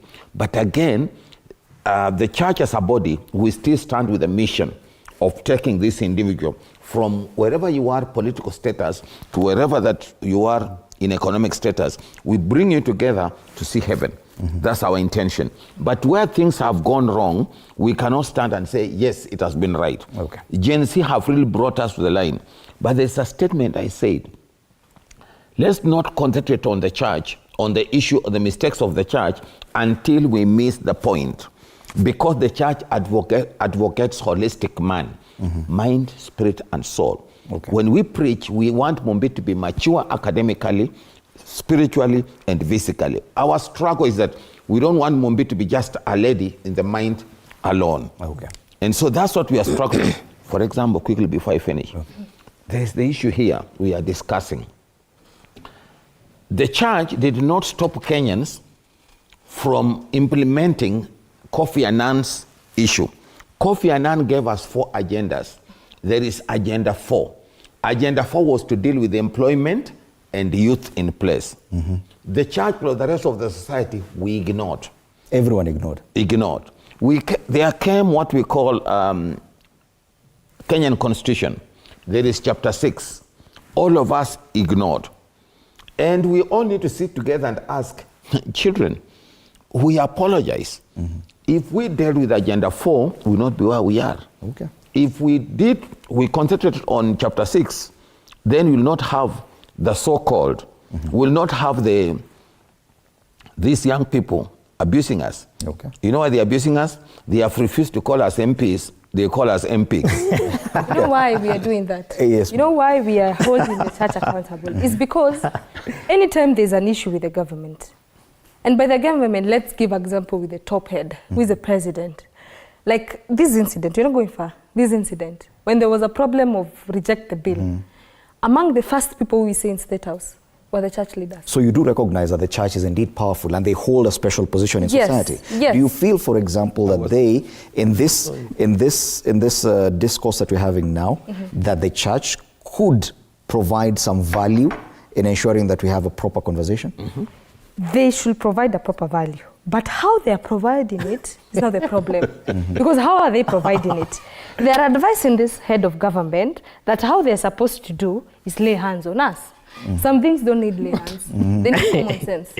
So if you come and you're bringing conferences outside, instead of bringing the people our pastors who are inside, Anglican, even the Catholic, even anyone, we will bring them on board to help solve our solution. But how are we solving? You cannot pray for us and you're not doing action. Okay. That is more of so mocking. You wanted to say something. I wanted to say that Article 8 of the Constitution of Kenya actually says there shall be no state religion. Yes. Now, which means, therefore, Fred, that there's a very clear distinction between state and religion. Now, what we have done is to accredit certain religious institutions to presidencies, where you say, for example, Mzee Jomo Kenyatta was this, Mzee Moi was AIC, Bwana Mwai Kibaki was Catholic, Mheshimiwa Uhuru Kenyatta was Catholic, Mheshimiwa Ruto is, who is he again? Evangelical, you know? Now, that becomes a problem, which is why sometimes you see, for instance, that presidencies are linked to certain religious institutions, if not houses. And so it therefore goes without saying that whoever is a president or the head of state might be tempted to pledge certain allegiance to a certain faith. Now, that is problematic, because where do you, for instance, therefore put people who do not belong to your faith? And this is not being said, but truth to it is the people who are around the head of state might be referring to Gen Zs as thugs, bad people. And if you listen to the president's initial statement on that Sunday night, I think it was on Sunday night, that is purely what he was not telling us, that you guys are thieves, we look at you as the devil's advocates. The tone and the body language was saying it, was speaking. But when he went and probably sat with the people that he considers to be... You're talking about the address he made on Tuesday last week. Yes, the initial address. And Tuesday evening, yes. Yes, yes. When he went back and sat with people who probably he might call fathers of faith, you know, they told him, you might reconsider your language. And so he came back and said, oh, you are my children, I am your father, why don't we come and sit? Without necessarily looking at what he, as the head of state, is expected to do with the Constitution.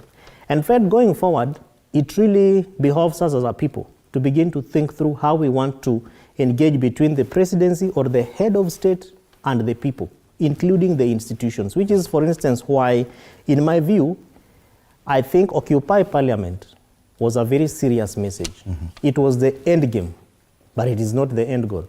Because we are saying, you have refused to listen to us. And I've given you a very clear example, even within our political parties, we don't see intergenerational conversations taking place. We put people in youth leagues and we leave them there and we say, oh, mnataka kuwa nominated. But how? Because nyinyi mko kwa youth league. So go and deal there.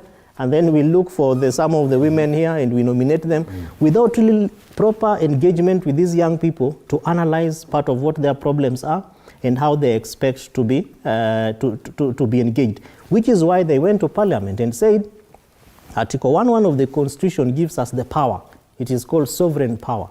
And through this sovereign power, we have given you the social contract. But every time you engage, in 2023, 2024, we told you, we don't want this housing levy.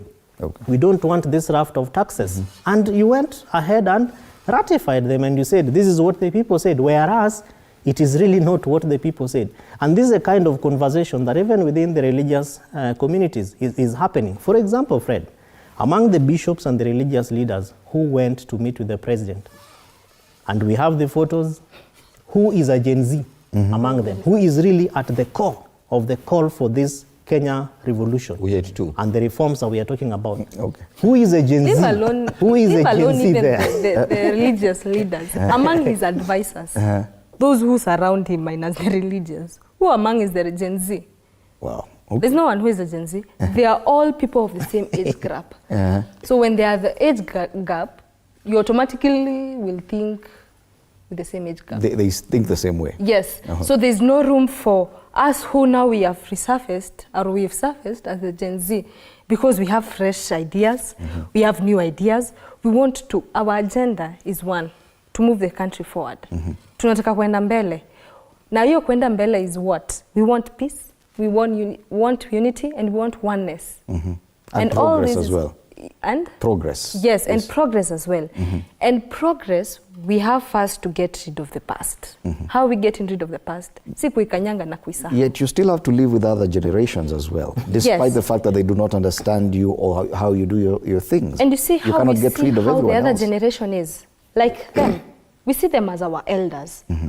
We are open for guidance. Not that we are not open for guidance, but we are mature and up enough to know this is wrong and this is right. Okay. So if you're advising us, if this is a wrong advice, we will not keep quiet like our previous minene alisema ni sawa tu Mungu atawa. Amesema na yeye ni mzee ni sawa. Mungu tu ata come through. You're coming through for God's behalf. As we wrap up this conversation on the church, I'll give you a final word, Reverend. Do you think there's a possibility, do you see the possibility of having a meaningful engagement through the church? Because everyone recognizes the importance of having church somewhere. How should the church approach this issue so that at the end of it, they get away from this criticism? First of all, let me say this, Fred. I was on the team that went to State House to meet the head of state. And among us, there were 2 Gen Zs. Actually, all of us cannot move to State House. A number of us was to do it because it's not about them. As I said, they are on the streets, we're in the house, but we're also with them. And it is important in every community, there's what we call culture. Culture is man's effort to organize their society. Within our African culture, there's the way we do things. We cannot really throw them out of the window and then just bring Gen Z. Gen Z, you're on the streets. You are the same Gen Z that will go to State House. We need to sit on the table and say, how do we do things within our culture? My child is fighting, but let me go and see the big daddy in the State House. And then tell the big daddy, the child has a point. And that's exactly what we did. We went to State House to tell the head of state, our children have a point. Please give them a hearing. And for surely, he did. Let me tell you, Fred, when you look at our head of state... Did you do it? How did he give an ear? Apart from rejecting withdrawing it. That was a response by the president. Yes, immediately he said, I concede. Then? And then he said, I listen to my children. And then we said, we are all together as a family. Now, don't ask me about how the end game. We are still working. It's work in progress. Okay? But I wanted to say, if you look at the head of state as a person, you see a gentleman who means good. True. But around us, there are drama. There is drama. But him as a person, he means good. He's a good man. And a good man for the nation. And that's why, as part of us, as part of a faith person, faith comes by hearing, Mumbi. Yes. When he said, I am a Christian, we have a responsibility as pastors to go and tell him, remember, this is not right. And so let's do this. And he listens, and then we turn around. This is how we do things worldwide. Okay. Reverend, there's something she said that in comparison to how different generations are communicated to and their response and feedback, that even if you lied to a millennial or to Generation X and you're an elder, just say, okay, amendanganya lakini ni sawa. But the Gen Zs don't take it like that. There are those who say, fine, that, and the president has been accused of being a master of doublespeak, that he may, even in that doublespeak, talk to a millennial or even the church leaders and they will accept what he says. But the Gen Z are saying, you can do that to our parents, but not to us. Yes. What do you say to that? There is a way of doing things. Definitely, all of us have fallen short of the glory. We have weaknesses here and there. And we cannot stand here and say that the head of state is an angel. He has his weaknesses here and there. But what we need to do is sit on the table and say, your weakness and our weakness and Gen Z weakness, how can we come together to deal with these issues on the table? Again, my prayer is that we don't lose focus. My prayer is that we don't look focused so that I start fighting with my child here and me, and then we lose focus that they are looking about their tomorrow.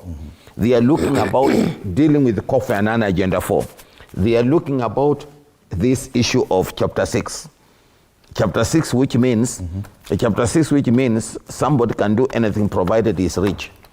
Chapter 6, where somebody will dish out 2 million shillings every month, and his salary is 500,000.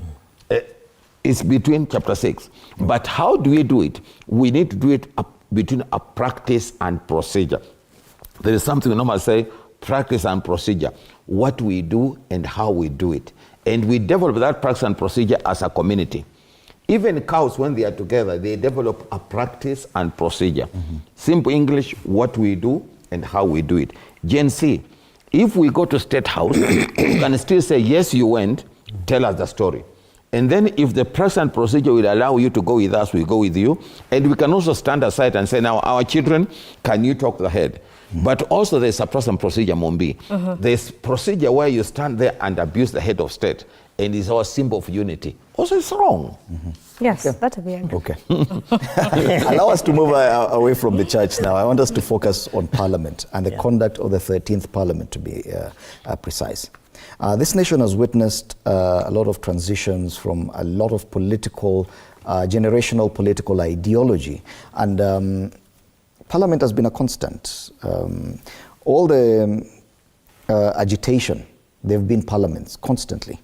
The issue is that the 13th Parliament has come under a special kind of criticism, that they do not listen, they do not represent, they have abdicated their role, and they have ceded too much ground to the executive. As a governance expert, Bwana Osido, do you agree with that assessment, that the 13th Parliament has lost legitimacy and has failed in those lines that I've actually pointed out? I agree. And how to do this is to look at the performance of Parliament, both the National Assembly and the Senate, and even moving it further to look at the county assemblies. We don't see them engaging in the sense and the manner in which the people of the Republic of Kenya actually gave them that mandate. Okay. Yes. Let's take a short break, then we'll be back shortly. You'll continue with that, Bwana Osido.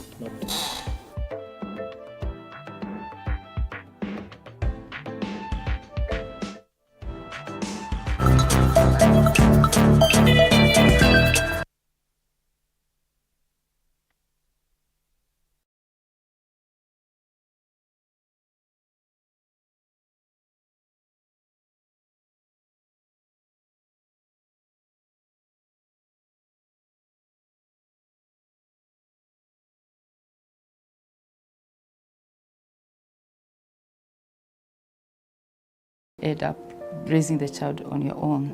Here, we inspire,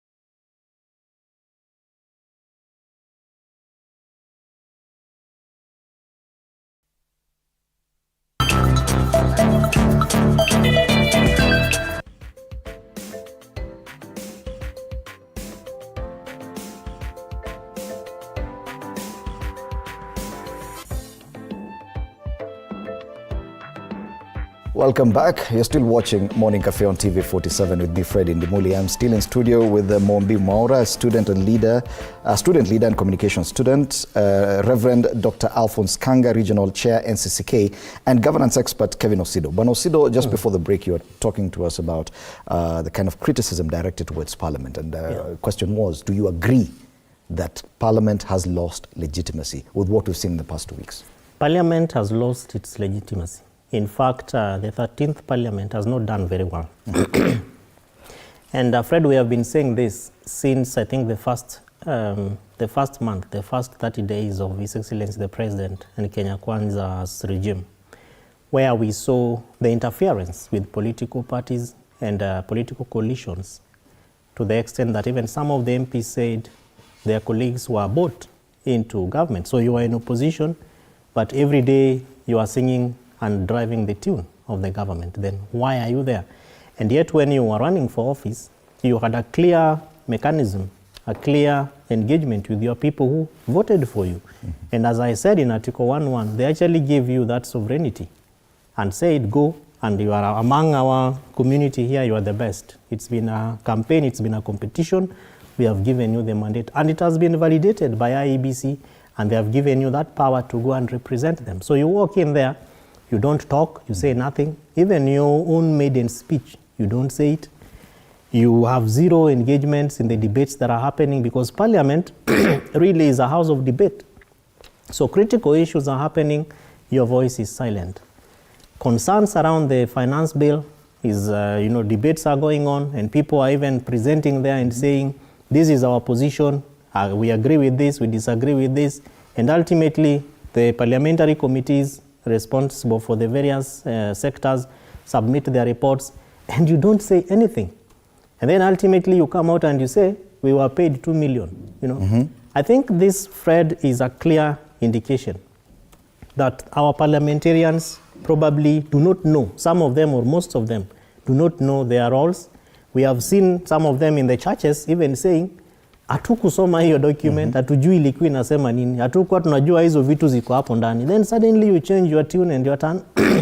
And we begin to ask ourselves, then why did we give you the responsibility to be our representative?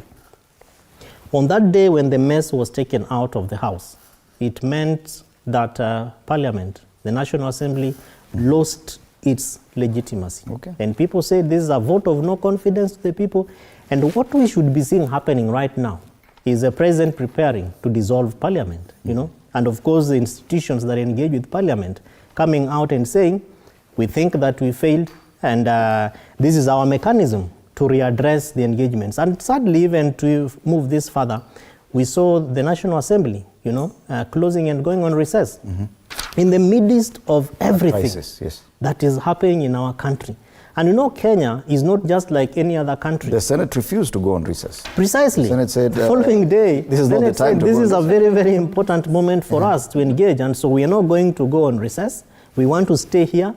We want to meet with these people. We want to address serious concerns. Why was it so difficult for the National Assembly to sit back and say, we think that we have a serious crisis, let us re-engage? And Fred, I'm really looking forward to seeing how the head of the National Assembly, the Speaker and his team, the leadership of the House, is actually going to deal with this when they return. Because ahead of that, you realize that Kenyans had been talking. In fact, even within the House, some of the members said, we are ready to engage with these demonstrators. We are ready to engage with the Gen Zs. I remember Mheshimiwa Babu Owino even saying that, kujeni, nitawapea chai. And at the apex of all these things, he jumped out of the fence and he said, Niko hapa, what is it that we want to do? Fred, as I finish, so that my colleagues can also weigh in on this, normally with some of our partners like Kenya Young Parliamentarians Association, when we do the International Youth Week, which happens between August 6th to August 12th every year, we normally organize a young people's parliamentary engagement. So we request the Speaker and the Clerk to allow youth to walk into Parliament, just for mentorship and to be showed what happens there. And we are glad that out of this engagement, some of them have been elected. Ahead of what people were calling Occupy Parliament, we tried sending a message and saying, why don't you guys come out and speak to these guys before they walk into Bunge. Yes. Because they are actually going to come into Parliament. Yeah. Looking at the way things are going, they are going to occupy the House. So before it is time for that, come out in your public addresses and in your regalia and just speak to them. Assume it is a political rally. Listen to them. If it is a petition, because the night before, the Gen Zs had actually prepared a raft of things which they wanted to present around the taxes and everything that they felt was not going around very well. Okay. But you look at the silence, and at the heart of all this, the discussions went on, on and on, assuming that the people who are outside Parliament are not Kenyans. Do you feel like that, which was your very first agenda as Gen Z's, Occupy Parliament, do you feel it was effective? Because the feeling is that the National Assembly still has a lot of disdain and is still appearing very dismissive to the Gen Zs. We saw members of the National Assembly, even as the president made a concession, a very serious concession on the same bill they had passed, they were clapping and applauding the president for making that same concession. And you wonder, are they really listening to us? Actually, it's like he had his own audience because he misunderstood the audience. The people are the audience, not the members of the KK. Because if it is about applauding, we need to see what actually they need to understand is, for those who have been turned Gen Z, the government is one. Whether you're in the ruling party or the opposition, for us, you're one. You're doing one job. The one job is to serve the people who appointed you to represent us. So as my friend is saying here about the people of this party who said welcome to the occupying Parliament. Yes, we achieved the goal of occupying Parliament. Whatever occupying Parliament was, we occupied it. But we still have the elephant in the room. We have the finance bill. You're still not done with Parliament. We're still not done with it. As a matter of fact, the people are saying we need to recall these members. And we've understood that in order to recall these members, we need an electorate board, which is the IEBC. At the moment as we are speaking, IEBC, ICO, we don't know how it is. So what we're asking the president is this, or the people who are there. We first need this IEBC for these members. Because kazi is jaisha. Kazi actually ndo inaanza to understand. You know, they were saying, do we really understand what the finance bill is? Our Gen Z, I saw like Ichungwa. Let me just give an example of Ichungwa. The leader of majority, yes. Yes. Gen Z wamekuja hapa kuprotest, lakini wataingia na Uber, waingia na iPhone, waingia na wakule KFC. But the question is, how should we protest so that you hear our grievances? Unataka tukuje na makamel, unataka tukuje na miguu tupu, like how you used to do it back when they were telling, no, our parents used to tell us the way walikuwa wanapitia midomo ya crocodile. Hawakuvaa viatu. So is that how we are supposed to represent ourselves? As a matter of fact, we are thinking how you should talk and how you should think as a majority person. Do you feel like they listened to you in any way, members of the National Assembly? No, they were forced to. Whichever parties, if it's the church who forced them to listen and tell the president to withdraw, they were forced to. Because if at all they were listening to us, they would have said no. The point was not passing the bill or not. The point was the people were saying, sisi, hii bill, ni kama haturadi, hatuelewi, tunataka kwanza muache no, tuanze ata clean slate. Where is the clean slate? Right now, they've dropped the 24-25 bill, but they have adapted the 23-24 financial budget, which means in that budget now sasa ndo tunaona cases za sijui members wameongezewa mshahara, meaning hiyo budget ilikuwa inasema tuongeze mshahara. So the problem is not the finance bill. The finance bill is a bill that finances what has been appropriated. Okay. So we should be asking ourselves, what has been appropriated? And if you're telling us to live within our means, what is our means in the first place? Okay. If you're living within our means, tuko na ngapi kwa hiyo means yetu, tuko na ngapi? Okay. Come clear and tell us, how much do we have? How much are we supposed to live within our means? If your words and action contradict itself, if you're living within our means and the people around you are living above their means, you cannot go to a church and donate 20 million and when you look at your salary, you're earning 500,000. And then you cannot say we live within our means, and the president himself, who is supposed to promote local production and do that, is wearing a red bottom. and a Fasos Chini or whatever it is, you're contradicting the whole agenda. Okay. Reverend, you've seen different parliaments. Looking at your age, you've seen the successive parliaments. Why do you think it's so different for the 13th parliament? Why MPs are always the same. Politicians have the same kind of behavior through different generations. I agree with you. I've seen different parliaments, both here. I lived in the US for 15 years. So both here and the US and the other parts of the world, I've seen different parliaments. The parliaments we have in my motherland is what we call plastic leadership or plastic stability. Just as, why do I call it plastic? We have had plastic stability that comes from the grassroots. Parliament is the outcome of how the grassroots looks like. When there is corruption of electing that leader to parliament, and then he comes up as an idol worshipper. How is he an idol worshipper? He's an idol worshipper because his allegiance is not to the electorate, is to him who manipulated and dominated his community to give him. If this guy would not even afford a pair of shoes, when he started campaigning, viatu ilikuwa inasema Bwana yu sehemu yangu.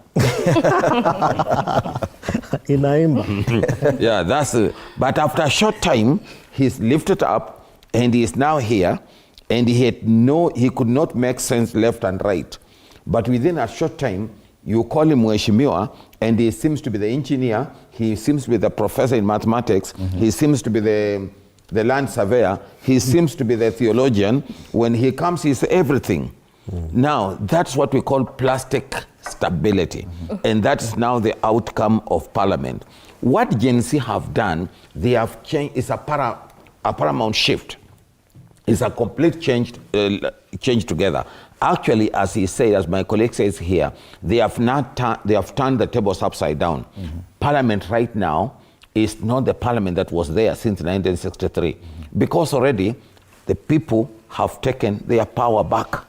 Have they? Do you feel they've done so successfully? Yeah, the youth have taken the power of parliament back. From now, when they go in, they will not be the same people are there. Physically, because they know. Okay. The people took the mess. Even which me. Symbolizes the power. Even when I look at parliament, I'm wondering if my child comes and takes my chair away in my room, and takes my notebook away, and takes the key to my bedroom and close. She has power in that house. Yes. So the next time I come, I'll have to convince her, Mom, please, can you give me my seat? Can you give me the key? And then from there, my thinking, it will be a paramount shift, my thought line. So children have taken their power back. Now, when we start again, we start on a different slate. We cannot begin the same. And even when we go to the crossroad, we are not going to elect somebody out of manipulation. The parliament we have right now, the question in my mind is, which route do they pass to get there? When you hear somebody cannot compose a particular English statement, English sentence, and he's a parliamentarian representing. Cannot even repeat the words of swearing in. Yes, and he's supposed to represent me in the House of Commons. If he's in the UK, he's supposed to represent me in the US in different departments. I'm supposed to represent me. How did he get there? He got there because the end justifies the means through manipulation for domination. Okay. Because the end justifies the means. Osido, do you agree with that assessment that we've actually gotten to a point where we're now going to see meaningful change in especially the National Assembly? Precisely. In fact, if our parliamentarians were people who listen, we would not be where we are today. Because, for instance, the finance bill is a product of a process, which is called the budget process. And within the budget process is an inbuilt mechanism to engage with the citizens through what is called public participation. And the law expects that the parliamentarian is supposed to engage with his or her constituents around national issues or their local issues. So the budget or the finance bill is a national issue, which therefore should have elucidated a process of engagement between the elected representative of the people and the people themselves. So to the extent that they fail to listen, really is telling the people, we don't care. And if you listen to some of them, Fred, you become very disturbed. about the kind of future that we are actually building. But the beauty is that with this Kenyan revolution thing that is happening, or that has happened and will continue to happen, that kind of foundation has been shaken. Should we blame the president for the kind of influence he's exerted on the National Assembly? Should we say that President William Ruto is part of the problem in how he has sought to control members of the National Assembly, of which he has done so successfully, as you make your final remarks? Yes, the president is part of the problem, and we have seen him trying to really influence the kind of decisions that Parliament is making. Now remember that government is 3 in 1. We have what we call the arms of government: the executive, the legislature, and the judiciary. The president should begin to separate these powers and allow the institutions of governance to engage in their own ways. It was sad, Fred, to realize that even a day before the vote, the president convened members of parliament into State House. Really, what are you telling people? And it's more or less an example of buying them into what you want to see them, pass for you. Not to mention that even within parliament, we have what we call the majority leadership. So leadership, the leader of majority, really is supposed to be speaking on behalf of government within the House, within Parliament, and not at State House. And it was quite disturbing that after the defeat of the finance bill, we again saw them being hosted into Parliament. The president should stop. Post the Gen Z demands, we are asking him to consider having government institutions run and execute what they are supposed to do. Fred, there's a friend of mine called David Matsanga. He's probably watching this. And on several occasions, we were hosted here and in other platforms. And he used to say that Kenya needs a redemption strategy. Could this be the call for that redemption strategy? Okay. Could this be the moment for us to sit back and ask ourselves, how do we redeem ourselves back to who and what Kenya is? Because I've seen people trying to compare this country to other countries, Burkina Faso and all those others, Zimbabwe, etc. Kenya is profiled very highly globally. And we will not sit back and see this country being destroyed in the sense and in the manner in which we have seen it happening. Whether it is from the president's interferences with the institutions of power. I was even utterly shocked at the statements by the president on a statement which he was accrediting to the Kenya National Commission on Human Rights. These are constitutional commissions. Okay. So the president, in part of the redemption process, needs to sit back, lock himself into a room, and do what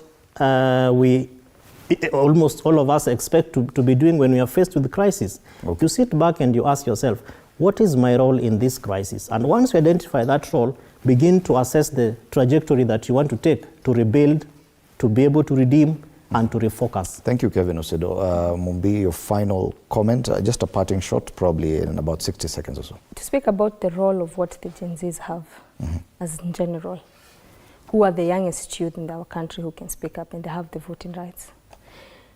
As Gen Z, we are not there to tell the government who must go, who must not. As a matter of fact, you're not going anywhere. Sit there, do what we appointed you to do. Us as the youth, as Gen Z, we are acting as a checkmate for the status quo. We want to balance the things.